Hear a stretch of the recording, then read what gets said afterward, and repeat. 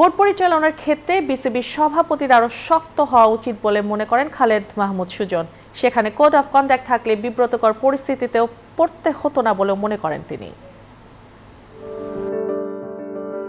বিসিবির কার্যালয়ে পরিচালকদের সঙ্গে পরিচালকদের দ্বন্দ্ব, কখনো কখনো সভাপতির কথাও শুনতে চায় না কেউ কেউ। সেসব কারণে বেশ কয়েকদিন ধরে কঠিন সময় যাচ্ছে আমিনুল ইসলাম বুলবুলের।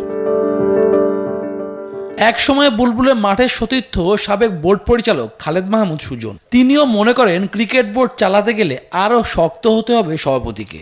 যেসব ডাইরেক্টর ওনার বোর্ডে এসেছেন ওই দিক থেকে আমার মনে হয় হিসেবে টান লাকি, মানে ক্রিকেটের মানুষ কম আসলে ওনার সাথে কাজ করার মতন। তো ওনার আমলে বাংলাদেশ ক্রিকেট আরও বেশি ডেভেলপ করবে, বেশি ভালো হবে, সেটা আমরা সবাই আশা করি আসলে।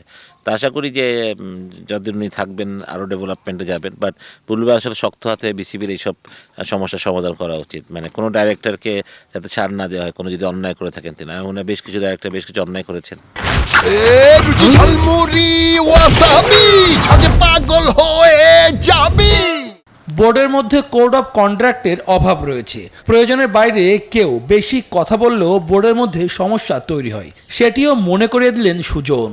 কোটা থাকা উচিত, নাই কি আছে আমি জানি না, বাট থাকাটা উচিত। আমার মনে হয় যে আমি বোর্ড ডিরেক্টর হলে আমি সব বলতে পারবো বা সব বলার রাইট আমার আছে, আমি যেরকমভাবে যাকে খুশি অ্যাটাক করতে পারবো, যাকে ছোট করতে পারবো, এটা কিন্তু না। আপনি ক্রিকেট বোর্ডের ডাইরেক্টর হবেন, আপনি ক্রিকেটের অভিভাবক হওয়া, আপনার অভিভাবক সুলভ আচরণ করাটাই ঠিক আছে।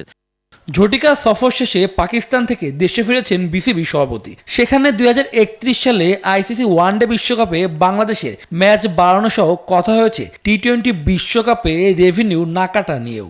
সেটিকে পজিটিভ হিসেবে দেখছেন সুজন। জিনিসটা ছিল বিশ্বকাপ, আসলে এটা কষ্টের জায়গাটা ওটাই। বাট এখন এই জিনিসটা যে হয়তো আমরা খেলতে পারলাম না, ছেলেরা বঞ্চিত হলো খেলা থেকে, কিন্তু আর্থিকভাবে হয়তো আইসিসি পুষিয়ে দিবে বা আরও কোনো রকমের বাংলাদেশের ক্ষতি করবে না, এটা শুনে ভালো লাগছে।